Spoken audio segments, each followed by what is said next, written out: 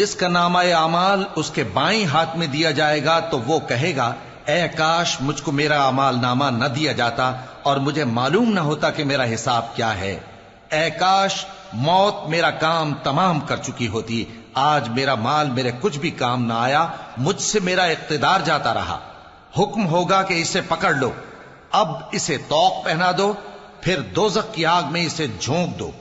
پھر زنجیر سے جس کی لمبائی 70 گز ہے جکڑ دو۔ یہ نہ تو اللہ عظمت والے پر ایمان لاتا تھا اور نہ فقیر کے کھانا کھلانے کی ترغیب دیتا تھا، سو آج اس کا بھی یہاں کوئی دوست نہیں اور نہ اس کے لیے کوئی کھانا ہے سوائے زخموں کے دھون کے، جس کو گناہگاروں کے سوا کوئی نہیں کھائے گا۔ سو میں ان چیزوں کی قسم کھاتا ہوں جو تم کو نظر آتی ہیں اور ان کی جو تمہیں نظر نہیں آتی، کہ یہ قرآن ایک معزز فرشتے کا پہنچایا ہوا کلام ہے اور یہ کسی شاعر کا کلام